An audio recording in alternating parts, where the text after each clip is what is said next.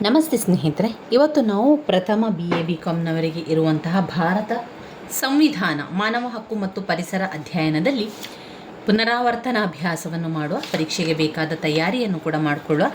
ಇದು ಹಳೆಯ ಪ್ರಶ್ನೆ ಪತ್ರಿಕೆಯನ್ನೊಮ್ಮೆ ನೋಡಿಕೊಳ್ಳಿ. 2022ರ ಹಳೆಯ ಪ್ರಶ್ನೆ ಪತ್ರಿಕೆ. ಇಲ್ಲಿ ಸೆಪ್ಟೆಂಬರ್ ಅಕ್ಟೋಬರಲ್ಲಿ ಪರೀಕ್ಷೆ ಆಗಿರುವಂಥದ್ದು. ಇಲ್ಲಿ ಮೊದಲಿಗೆ ಬರುವಂಥದ್ದು ವಿಭಾಗ ಎಯಲ್ಲಿ 10 ಅಂಕದ ಪ್ರಶ್ನೆಗಳು, ಬಿಯಲ್ಲೂ ಕೂಡ 10 ಅಂಕದ ಪ್ರಶ್ನೆಗಳು, ಸಿಯಲ್ಲೂ ಕೂಡ 10 ಅಂಕದ ಪ್ರಶ್ನೆಗಳು. ಅದರಿಂದ ಮಾನವ ಹಕ್ಕುಗಳು, ಭಾರತ ಸಂವಿಧಾನ, ಪರಿಸರ ಅಧ್ಯಯನ ಈ 3 ಭಾಗದಿಂದಲೂ ಕೂಡ 10 ಅಂಕದ ಪ್ರಶ್ನೆಗಳು ಬರುವಂಥದ್ದು. 5 ಅಂಕದ ಪ್ರಶ್ನೆಗಳಿಲ್ಲ. ಇಲ್ಲಿ ಭಾರತ ಸಂವಿಧಾನ ಈ ಒಂದು ವಿಭಾಗದಲ್ಲಿ ಯಾವುದೇ ರೀತಿಯ 5 ಅಂಕದ ಪ್ರಶ್ನೆಗಳಿಲ್ಲ. ಹಾಗೆ 15 ಅಂಕದ ಪ್ರಶ್ನೆಗಳು ಕೂಡ ಇಲ್ಲ. ಇಲ್ಲಿರುವಂಥದ್ದು ಕೇವಲ 10 ಅಂಕದ ಪ್ರಶ್ನೆಗಳು. ಪ್ರತಿಯೊಂದು ಪ್ರಶ್ನೆ ಕೂಡ 10 ಅಂಕವೇ ಆಗಿರ್ತದೆ. ವಿಭಾಗ ಎಯಲ್ಲಿ ಬರುವಂಥದ್ದು ಭಾರತ ಸಂವಿಧಾನದಿಂದ ಪ್ರಶ್ನೆಗಳು ಬರುವಂಥದ್ದು. ಭಾರತ ಸಂವಿಧಾನದಿಂದ 10 ಅಂಕದ 4 ಪ್ರಶ್ನೆಗಳನ್ನು ನಾವು ಬರೀಬೇಕು. 40 ಅಂಕಕ್ಕೆ ಸಂವಿಧಾನದಿಂದ ಬರುವಂಥದ್ದು. ನಂತರ ಬರುವಂಥದ್ದು ಮಾನವ ಹಕ್ಕುಗಳಿಂದ, ಮಾನವ ಹಕ್ಕು ಭಾಗದಿಂದ ಬರುವಂಥದ್ದು 20 ಅಂಕಕ್ಕೆ ಪ್ರಶ್ನೆಗಳು. 3 ಪ್ರಶ್ನೆಗಳನ್ನು ಕೊಡ್ತಾರೆ. ಅದರಲ್ಲಿ ನಾವು 2ಕ್ಕೆ ಉತ್ತರವನ್ನು ಬರೀಬೇಕು. ನಮಗೆ 20 ಅಂಕಗಳು ಇರುವಂಥದ್ದು. ಹಾಗೆ ಪರಿಸರ ಅಧ್ಯಯನದಲ್ಲಿ ಕೂಡ 20 ಅಂಕದ ಪ್ರಶ್ನೆಗಳನ್ನು ನಾವು ಬರೀಬೇಕಾಗಿರುವಂಥದ್ದು. 3 ಪ್ರಶ್ನೆಯನ್ನು ಕೊಡ್ತಾರೆ, 2 ಪ್ರಶ್ನೆಗೆ ಉತ್ತರವನ್ನು ಬರೀಬೇಕು. ಅದರಿಂದ ಹೆಚ್ಚು ಬರುವಂತಹ ಪ್ರಶ್ನೆ ಯಾವುದರಿಂದ? ಭಾರತ ಸಂವಿಧಾನದ ಭಾಗದಿಂದ ನಮಗೆ ಹೆಚ್ಚು ಪ್ರಶ್ನೆಗಳು ಬರುವುದರಿಂದ ನಾವು ಮೊದಲಿಗೆ ಅದನ್ನೇ ನೋಡ್ಕೊಳ್ಬೇಕಾಗಿರುವಂಥದ್ದು. ಈಗಾಗಲೇ ನಾನು ಭಾರತ ಸಂವಿಧಾನ ಭಾಗದಿಂದ ಪಾಠಗಳನ್ನು ವಿವರಿಸಿದ್ದೇನೆ.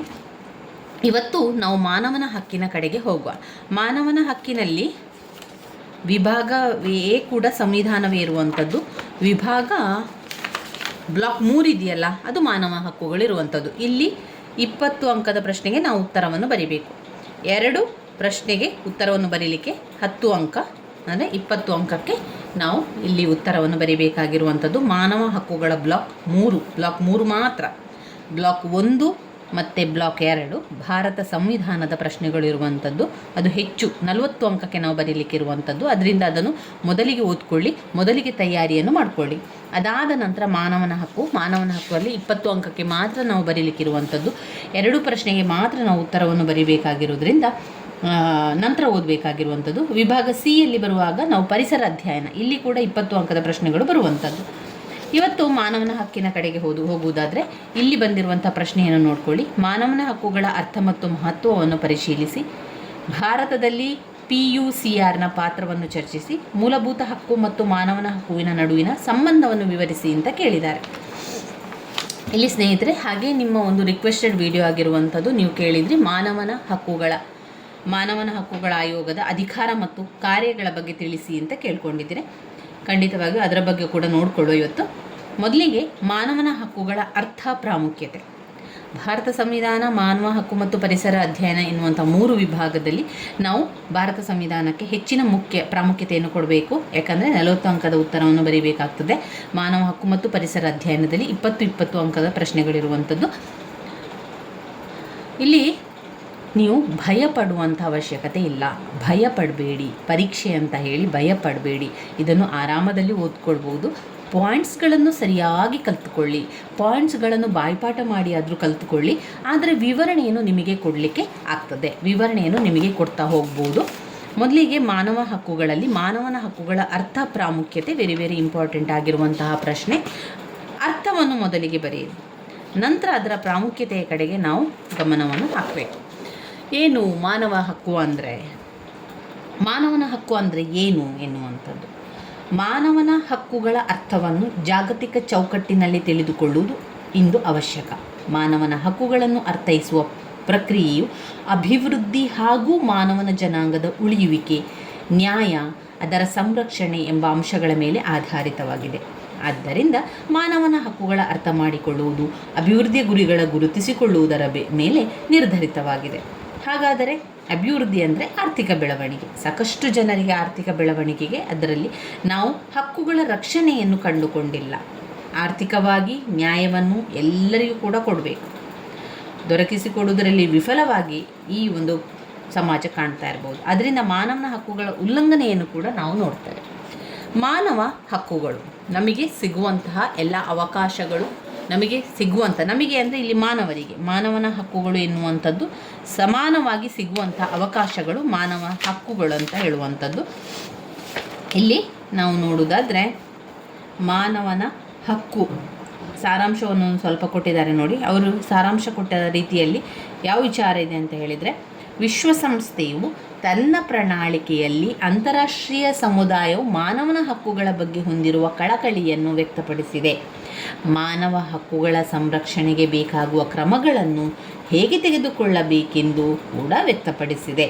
ಸ್ತ್ರೀ ಹಾಗೂ ಪುರುಷ ಯಾವುದೇ ದೇಶದಲ್ಲಿ ವಾಸವಾಗಿರಲಿ, ಆ ದೇಶ ಚಿಕ್ಕದು ಅಥವಾ ದೊಡ್ಡದು, ಅದರ ಆರ್ಥಿಕ ಪರಿಸ್ಥಿತಿಯನ್ನು ಕೂಡ ಪರಿಗಣಿಸಿ ಅವರುಗಳು ಮಾನವ ಹಕ್ಕುಗಳ ಸಂರಕ್ಷಣೆಗೆ ಮಾಡಬೇಕಾದುದು ಕೇವಲ ಸಂಸ್ಥೆಗಳ ಜವಾಬ್ದಾರಿಯಲ್ಲ, ಅದು ವ್ಯಕ್ತಿಗಳ ಜವಾಬ್ದಾರಿಯೂ ಕೂಡ ಎಂದು ಹೇಳಬಹುದು. ಇಲ್ಲಿ ಮಾನವನ ಹಕ್ಕುಗಳ ಪ್ರಾಮುಖ್ಯತೆಯ ಬಗ್ಗೆ ತಿಳ್ಕೊಳ್ಳೋಣ. ಮಾನವನ ಹಕ್ಕು ಅಂತ ಹೇಳುವಂಥದ್ದು ನಮಗೆ ಸಿಗುವಂತಹ ಸಮಾನತೆ, ಮಾನವರಿಗೆ ಸಿಗುವಂತಹ ಎಲ್ಲ ಸಮಾನವಾದಂತಹ ಅವಕಾಶಗಳೇನಾಗಿದೆ ಅದು ಮಾನವನ ಹಕ್ಕುಗಳಾಗಿರುವಂಥದ್ದು. ಮಾನವನ ಹಕ್ಕುಗಳ ಪ್ರಾಮುಖ್ಯತೆಯ ಮೊದಲನೇ ಪಾಯಿಂಟ್ ಅಂತ ಹೇಳಿದರೆ, ಅದು ಆರ್ಥಿಕವಾಗಿ ನ್ಯಾಯವನ್ನು ಎಲ್ಲರಿಗೂ ದೊರಕಿಸಿಕೊಡ್ತದೆ. ಯಾವುದು? ಮಾನವನ ಹಕ್ಕು ಆರ್ಥಿಕ ನ್ಯಾಯವನ್ನು, ಬೆಳವಣಿಗೆಗೆ ಆರ್ಥಿಕ ನ್ಯಾಯವನ್ನು ಎಲ್ಲರಿಗೂ ಕೂಡ ದೊರಕಿಸಿಕೊಡುವುದರಲ್ಲಿ ವಿಫಲವಾಗಿದೆ. ಆದ್ದರಿಂದ ಮಾನವನ ಹಕ್ಕುಗಳ ಉಲ್ಲಂಘನೆಯನ್ನು ಕಾಣಬಹುದು ಅಂತ ಹೇಳಿದ್ದಾರೆ. ನಮಗೆ ಬೇಕಾಗಿರುವಂಥದ್ದು ಅದರ ಪ್ರಾಮುಖ್ಯತೆ. ಅಂದರೆ ಮಾನವನ ಹಕ್ಕುಗಳು ನಮಗೆ ಏನು ಫೆಸಿಲಿಟಿ ಅಥವಾ ನಮಗೆ ಏನು ಅವಕಾಶಗಳನ್ನು ಕೊಡ್ತಾ ಇದೆ, ನಮಗೆ ಏನೆಲ್ಲ ವ್ಯವಸ್ಥೆಯನ್ನು ಮಾಡ್ತಾ ಇದೆ ಅಂತ ಹೇಳಿದರೆ, ಒಂದು ನಮಗೆ ಆರ್ಥಿಕ ನ್ಯಾಯವನ್ನು ದೊರಕಿಸಿಕೊಡ್ತದೆ. ಅದನ್ನೇ ಪಾಯಿಂಟ್ಸ್ ಆಗಿ ತಗೊಳ್ಳಿ.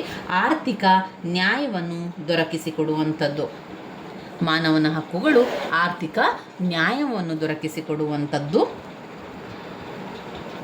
ಎರಡು, ಸಮಾನವಾಗಿ ಸಂಪನ್ಮೂಲಗಳು ಲಭ್ಯವಾಗುವಂತೆ ಮಾಡ್ತದೆ. ಯಾವುದು? ಮಾನವನ ಹಕ್ಕುಗಳು ಸಮಾನವಾಗಿ ಸಂಪನ್ಮೂಲಗಳು ಲಭ್ಯವಾಗುವಂತೆ ಮಾಡುತ್ತದೆ. ಮೂರು, ಸಮಾನವಾಗಿ ಅವಕಾಶಗಳು ಸಿಗುವಂತೆ ಮಾಡ್ತದೆ. ಸಮಾನವಾಗಿ ಅವಕಾಶಗಳು ಸಿಗುವಂತೆ ಮಾಡ್ತದೆ. ಒಂದು ಆರ್ಥಿಕವಾಗಿ ನ್ಯಾಯವನ್ನು ದೊರಕಿಸಿಕೊಡ್ತದೆ, ಸಮಾನವಾಗಿ ಸಂಪನ್ಮೂಲಗಳು ಲಭ್ಯವಾಗುವಂತೆ ಮಾಡುತ್ತದೆ, ಸಮಾನವಾದಂಥ ಅವಕಾಶಗಳನ್ನು ದೊರಕಿಸಿಕೊಡುತ್ತದೆ. ಮಾನವ ಹಕ್ಕುಗಳ ಸುಧಾರಿಸಲು ಹಲವು ನೀತಿ ನಿಯಮಗಳನ್ನು ಜಾರಿಗೆ ತರಲಾಗಿದೆ. ಅದರ ಉಲ್ಲಂಘನೆಯಾದಲ್ಲಿ ರಕ್ಷಣೆಗೆ ಮಾನವನ ಹಕ್ಕುಗಳ ನ್ಯಾಯಾಲಯವನ್ನು, ಮಹಾ ಆಯೋಗವನ್ನು ಸ್ಥಾಪಿಸಲಾಗ್ತದೆ. ನೋಡಿ, ಮಾನವನ ಹಕ್ಕುಗಳನ್ನು ಸುಧಾರಿಸಲು ನೀತಿ ನಿಯಮಗಳನ್ನು ಜಾರಿಗೊಳಿಸಲಾಗಿದೆ. ಮಾನವನ ಹಕ್ಕುಗಳನ್ನು ಸುಧಾರಿಸಿಕೊಳ್ಳಲು ನೀತಿ ನಿಯಮಗಳನ್ನು ಜಾರಿಗೊಳಿಸಲಾಗಿದೆ. ಒಂದು ವೇಳೆ ಮಾನವನ ಹಕ್ಕುಗಳ ಉಲ್ಲಂಘನೆಯಾದಲ್ಲಿ ಅವುಗಳನ್ನು ರಕ್ಷಣೆ ಮಾಡಲಿಕ್ಕೆ ಯಾರು ಬರ್ತಾರೆ? ಮಾನವನ ಹಕ್ಕುಗಳ ನ್ಯಾಯಾಲಯ ಮತ್ತು ಮಹಾ ಆಯೋಗವನ್ನು ಸ್ಥಾಪಿಸುವಂಥದ್ದು. ಆಯಿತಾ? ಇನ್ನು ಮಾನವನ ಹಕ್ಕುಗಳ ಪರಿಸ್ಥಿತಿಗಳು ಚಿಂತಾಜನಕವಾಗಿದೆ. ಮಾನವ ಹಕ್ಕುಗಳ ಪರಿಸ್ಥಿತಿ ಏನಾಗಿದೆ? ಚಿಂತಾಜನಕವಾಗಿದೆ. ಜೀವನದ ಹಕ್ಕು, ಜೀವನದ ರಕ್ಷಣೆ ಮತ್ತು ಜೀವನ ನಡೆಸುವ ಹಕ್ಕು ಅದರ ಮೂಲವಾಗಿರುವಂಥದ್ದು. ಮಾನವನ ಹಕ್ಕುಗಳು ಯಾವುದಕ್ಕೆಲ್ಲ ತುಂಬಾ ಅದು ಮೂಲವಾಗಿದೆ? ಒಂದು, ಜೀವನದ ಹಕ್ಕಿಗೆ ಮಾನವನ ಹಕ್ಕು ಅವಶ್ಯಕ. ಜೀವನದ ರಕ್ಷಣೆಗೆ ಮಾನವನ ಹಕ್ಕುಗಳ ಅವಶ್ಯಕ. ಜೀವನ ನಡೆಸುವಂತಹ ಹಕ್ಕುಗಳು ಮಾನವ ಹಕ್ಕುಗಳ ಅವಶ್ಯಕವಾಗಿರುವಂಥದ್ದು. ಯುದ್ಧ, ಜಾಗತಿಕ ಯುದ್ಧಗಳ ನಂತರ ಜಗತ್ತಿನ ಹಲವಾರು ಕಡೆಗಳಲ್ಲಿ ಇಂದಿಗೂ ಜನರ ಜೀವನಕ್ಕೆ ಧಕ್ಕೆ ತಂದುಕೊಟ್ಟಿದೆ. ಯಾವುದು? ಯುದ್ಧ. ರೋಗಗಳಿಗೆ ತುತ್ತಾಗಿರುವುದು, ಆಮೇಲೆ ತೊಂದರೆ ಉಂಟಾಗುವುದು, ಯುದ್ಧದಿಂದ ತೊಂದರೆ ಉಂಟಾಗುವುದು, ನಿರಾಶ್ರಿತರಿಗೆ ಅವಕಾಶವನ್ನು ಒದಗಿಸಿಕೊಡುವಂಥದ್ದು, ಮಾನವನ ಹಕ್ಕುಗಳಿಗೆ ಚ್ಯುತಿಯನ್ನು ತಂದೊಡ್ಡಿದ ಪರಿಸ್ಥಿತಿಗಳು ನಮ್ಮೊಂದಿಗೆ ಇಂದು ಬದುಕಿವೆ ಎಂದು ಹೇಳಬಹುದು. ಇನ್ನು ಜನಾಂಗೀಯ ಕದನಗಳು, ಧರ್ಮದ ಹೆಸರಿನಲ್ಲಿ ಕದನಗಳು ಉಂಟಾಗಿದೆ.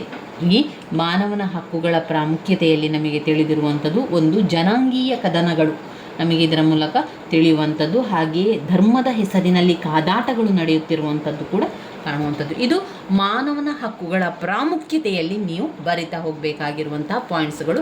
ಈ ಪಾಯಿಂಟ್ಸ್ಗಳನ್ನು ಬಾಯ್ಪಾಠ ಮಾಡಿಯಾದರೂ ಕಲ್ತುಕೊಳ್ಳಿ. ಮತ್ತೊಮ್ಮೆ ಮಾನವನ ಹಕ್ಕುಗಳ ಪ್ರಾಮುಖ್ಯತೆಯನ್ನು ಹೇಳ್ತಾ ಹೋಗ್ತಾನೆ. ಮಾನವನ ಹಕ್ಕುಗಳು ಆರ್ಥಿಕವಾಗಿ ನ್ಯಾಯವನ್ನು ಒದಗಿಸಿಕೊಡುತ್ತದೆ. 2, ಮಾನವನ ಹಕ್ಕುಗಳು ಸಮಾನವಾಗಿ ಸಂಪನ್ಮೂಲಗಳನ್ನು ಲಭ್ಯವಾಗುವಂತೆ ಮಾಡುತ್ತದೆ. 3, ಮಾನವನ ಹಕ್ಕುಗಳು ಸಮಾನವಾದ ಅವಕಾಶಗಳು ಸಿಗುವಂತೆ ಮಾಡುತ್ತದೆ. ಮಾನವನ ಹಕ್ಕುಗಳನ್ನು ಸುಧಾರಿಸಲು ನೀತಿ ನಿಯಮಗಳನ್ನು ಜಾರಿಗೆ ತರಲಾಗಿದೆ.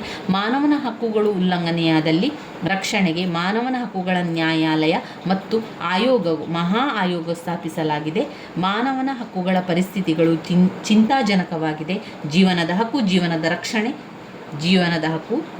ರಕ್ಷಣೆ, ಜೀವನ ನಡೆಸುವಂಥ ಹಕ್ಕು ಅದರ ಮೂಲವಾಗಿರುವಂಥದ್ದು. ಜಾಗತಿಕ ಯುದ್ಧಗಳ ನಂತರ ಜಗತ್ತಿನ ಹಲವಾರು ಕಡೆ ಧಕ್ಕೆ ಉಂಟಾಗುವಂತೆ ತಿಳಿಸುತ್ತದೆ. ರೋಗಗಳಿಗೆ ತುತ್ತಾಗಿರುವುದು, ಅನೇಕ ತೊಂದರೆಗಳಿಗೆ ಸಿಲುಕುವುದರ ಬಗ್ಗೆ ನಮಗೆ ತಿಳಿಸಿಕೊಡ್ತದೆ. ಜನಾಂಗೀಯ ಕದನಗಳ ಬಗ್ಗೆ ತಿಳಿಸಿಕೊಡ್ತದೆ. ಧರ್ಮದ ಹೆಸರಿನಲ್ಲಿ ಕದನಗಳನ್ನು ನಮಗೆ ತಿಳಿಸಿಕೊಡ್ತದೆ. ಮಾನವನ ಹಕ್ಕುಗಳ ಪ್ರಾಮುಖ್ಯತೆ.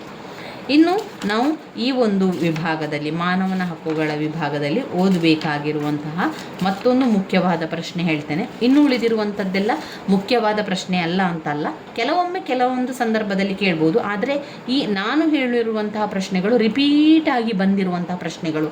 ನಾನು ಹಳೆಯ ಪ್ರಶ್ನೆ ಪತ್ರಿಕೆಗಳನ್ನು ನೋಡಿ ಗುರುತನ್ನು ಹಾಕ್ಕೊಂಡಿರುವಂಥದ್ದು. ಈ ಹಳೆಯ ಪ್ರಶ್ನೆ ಪತ್ರಿಕೆಗಳಲ್ಲಿ ಯಾವುದು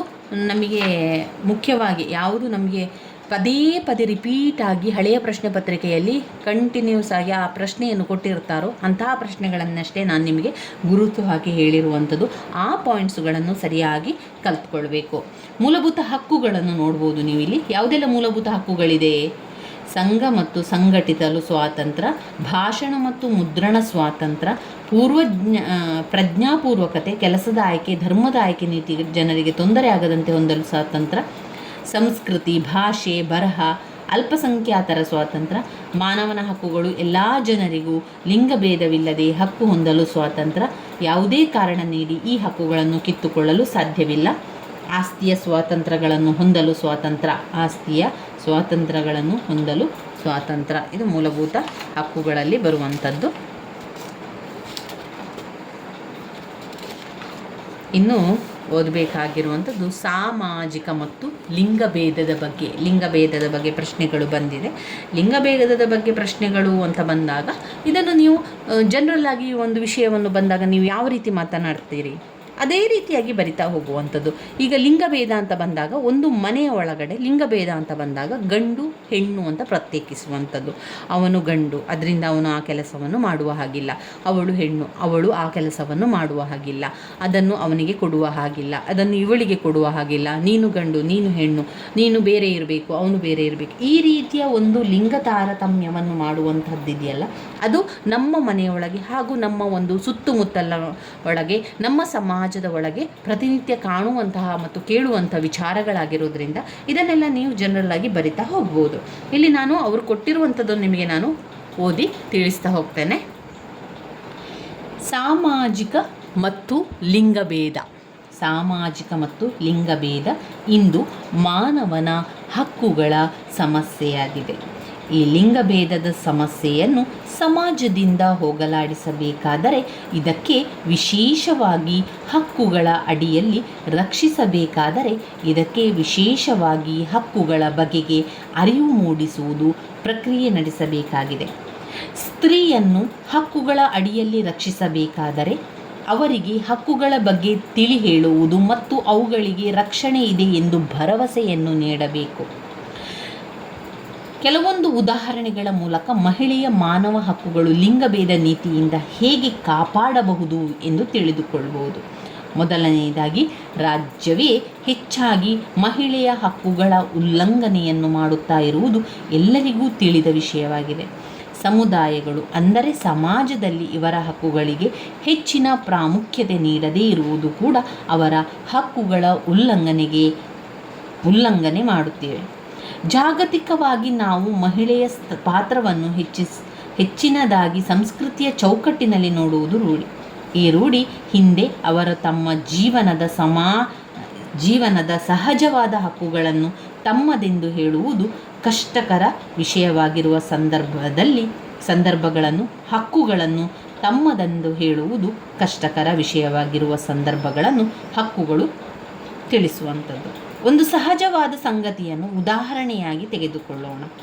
ಒಬ್ಬ ಅತ್ಯಾಚಾರಕ್ಕೆ ಒಳಗಾದ ಮಹಿಳೆ ತನ್ನ ಮಾನವ ಹಕ್ಕುಗಳ ಉಲ್ಲಂಘನೆಯಾದ ಸ್ಥಿತಿಯಲ್ಲಿ ನ್ಯಾಯ ಕೇಳಿದಾಗ ಅವಳಿಗೆ ಸಿಗುವ ಉತ್ತರಗಳು ಹೇಗಿರಬಹುದು? ಒಂದು ಅತ್ಯಾಚಾರಕ್ಕೆ ಒಳಗಾದ ಮಹಿಳೆ ತನ್ನ ಜೀವನದ ಮತ್ತು ಅವಮಾನಕ್ಕೆ ಒಳಗಾದ ಸ್ಥಿತಿಯಲ್ಲಿ ಮಾನಸಿಕ ಮತ್ತು ಸಾಮಾಜಿಕ ನೋವುಗಳನ್ನು ಅನುಭವಿಸುತ್ತಾ ತನಗೆ ಆದ ಅನ್ಯಾಯದಿಂದ ನ್ಯಾಯ ಕೇಳಲು ಹೋದಾಗ ಅವಳಿಗೆ ನ್ಯಾಯದ ಬದಲು ಸ್ತ್ರೀ ಜಾತಿಗೆ ಚ್ಯುತಿ ಬರುವ ಮಾತುಗಳು, ಸಮುದಾಯ ಹಾಗೂ ಕುಟುಂಬಕ್ಕೆ ಕೆಟ್ಟ ಹೆಸರು ತಂದಿರುವಳು ಹಾಗೂ ನಮ್ಮ ಕುಟುಂಬ ನಮ್ಮ ಸಂಸ್ಕೃತಿಗೆ ಕಪ್ಪು ಬರೆ ಎರೆದಿದ್ದಾಳೆ ಎಂದು ಎಷ್ಟೋ ಜನ ಹೇಳುವಂಥದ್ದು. ಇಂತಹ ಪರಿಸ್ಥಿತಿಗಳ ಒಬ್ಬಳ ಮಹಿಳೆ ಹೇಗೆ ತನ್ನ ಹಕ್ಕುಗಳಿಗೋಸ್ಕರ ಹೋರಾಡುವಳು ಎನ್ನುವಂಥದ್ದು ನಮಗೆ ಉತ್ತರ ದೊರಕಬೇಕಾಗಿದೆ. ನೋಡಿ, ಈ ಸಮಾಜದಲ್ಲಿ ಎಷ್ಟು ಲಿಂಗಭೇದವನ್ನು ಮಾಡ್ತಾ ಇದ್ದಾರೆ ಅಂತ ಹೇಳಿದರೆ, ಅವಳನ್ನು ಬಲಾತ್ಕಾರವಾಗಿ ಕರೆದುಕೊಂಡು ಹೋಗಿ ಅತ್ಯಾಚಾರ ಮಾಡಿದ ನಂತರ ಈ ಸಮಾಜದಲ್ಲಿ ದೂಷಿಸುವಂಥದ್ದು ಅವಳನ್ನೇ. ಅವಳು ತಪ್ಪು ಮಾಡಿದ್ದಾಳೆ, ಅವಳು ಈ ಒಂದು ಸಂಸ್ಕೃತಿಯಿಂದ ಹಾಳಾಗಿದ್ದಾಳೆ, ಸಂಸ್ಕೃತಿಗೆ ಕಪ್ಪು ಬರೆ ಎರೆದಿದ್ದಾಳೆ, ನಮ್ಮ ಕುಟುಂಬದ ಹೆಸರು ಹಾಳು ಮಾಡಿದ್ದಾಳೆ, ಕುಟುಂಬಕ್ಕೆ ಕೆಟ್ಟ ಹೆಸರು ತಂದಿದ್ದಾಳೆ, ನಮ್ಮ ಸಮುದಾಯದಲ್ಲಿಯೇ ಒಂದು ಕಳಂಕ ಉಂಟಾಗಿದೆ, ಸ್ತ್ರೀ ಜಾತಿಗೆ ಚ್ಯುತಿ ತರುವಂತಹ ಕೆಲಸವನ್ನು ಮಾಡಿದ್ದಾಳೆ ಎಂದು ಅವಳನ್ನೇ ಜರಿಯುವಂಥದ್ದು ಅನೇಕ ಸಮಾಜಗಳಲ್ಲಿ ಇಂದಿಗೂ ಕೂಡ ನಡೆಯುತ್ತಿರುವಂತಹ ವಿಚಾರ ಅಲ್ವಾ? ಇದು ತಾರತಮ್ಯ, ಇದು ಲಿಂಗಭೇದ, ಇದು ಸಾಮಾಜಿಕ ಮತ್ತು ಲಿಂಗಭೇದದಲ್ಲಿರುವಂತಹ ಒಂದು ಉದಾಹರಣೆಯಾಗಿರುವಂಥದ್ದು. ತಪ್ಪು ಮಾಡುವುದು ಯಾರೋ ಆಗಿರ್ತಾರೆ, ಆದರೆ ಶಿಕ್ಷೆ ಮಹಿಳೆಗೆ. ಯಾರೋ ಅನ್ಯಾಯವನ್ನು ಮಾಡಿರ್ತಾರೆ, ನಿಂದನೆ ಬೈಗುಳ ಮಹಿಳೆಗೆ, ಸ್ತ್ರೀಗೆ. ಇದು ಲಿಂಗಭೇದ. ಎಷ್ಟೋ ಸಮುದಾಯಗಳಲ್ಲಿ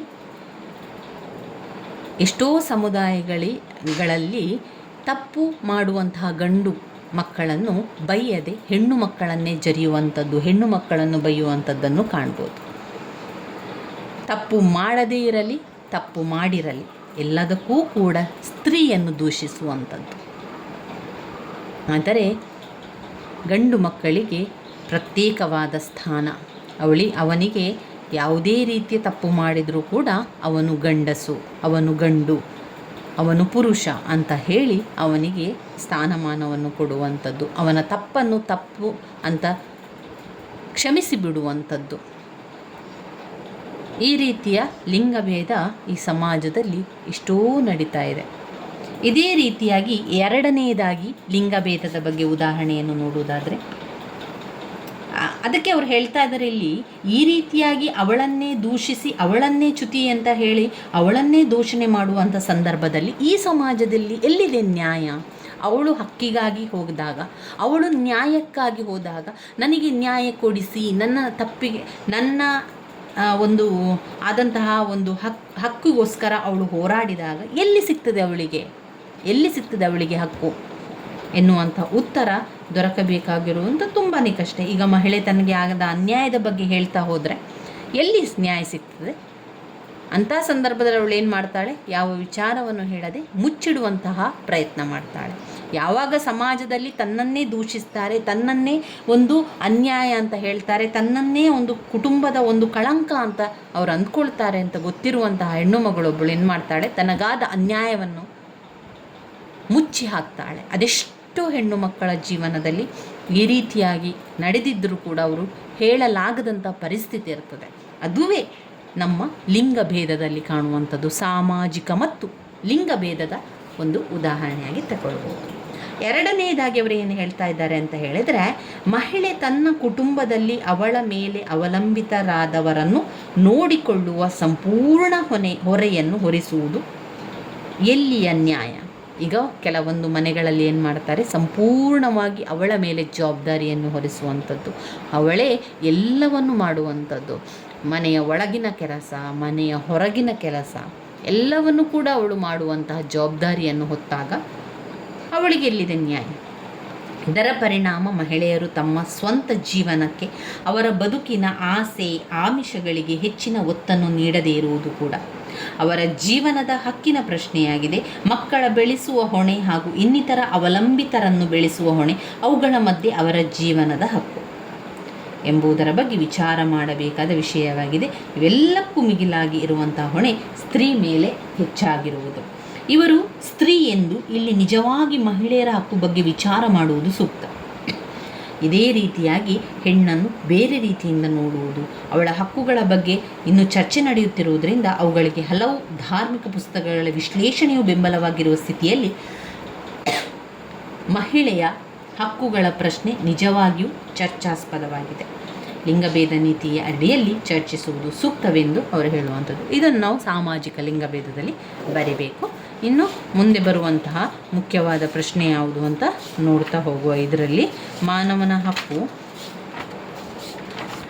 ಇನ್ನು ಇದರಲ್ಲಿ ಒಂದು ಮುಖ್ಯವಾದ ಪ್ರಶ್ನೆ ಘಟಕ 17ರಲ್ಲಿ ಬರುವಂತಹ PUCR. ಇದು ಒಂದು ಮುಖ್ಯವಾದಂತಹ ಪ್ರಶ್ನೆ, ಹಲವು ಬಾರಿ ಪ್ರಶ್ನೆ ಪತ್ರಿಕೆಯಲ್ಲಿ ಕೇಳಿರುವಂತಹ ಪ್ರಶ್ನೆ. ಮಾನವ ಹಕ್ಕುಗಳ ಸಾರ್ವತ್ರಿಕ ಘೋಷಣೆ ಏನು? PUCLನ ಕಾರ್ಯ ಏನು? PUDR ಹೇಗೆ ಕೆಲಸ ಮಾಡ್ತಾ ಇದೆ?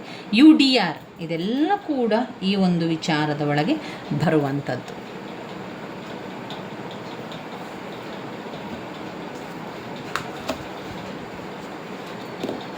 ಈ ಒಂದು ವಿಚಾರವನ್ನು ನಾವು ಮುಂದಿನ ವಿಡಿಯೋದಲ್ಲಿ ತಿಳ್ಕೊಳ್ಳುವ. ಸ್ನೇಹಿತರೆ, ಪರೀಕ್ಷೆ ತಯಾರಿಯನ್ನು ಮಾಡಿಕೊಳ್ಳಿ. ನನ್ನ ವಿಡಿಯೋಸ್ ಎಲ್ಲ ನಿಮಗೆ ಇಷ್ಟ ಆಗ್ತಾ ಇದ್ದರೆ ಲೈಕ್ ಕೊಡಿ, ಶೇರ್ ಮಾಡಿ, ಸಬ್ಸ್ಕ್ರೈಬ್ ಮಾಡಲಿಕ್ಕೆ ಮರಿಬೇಡಿ.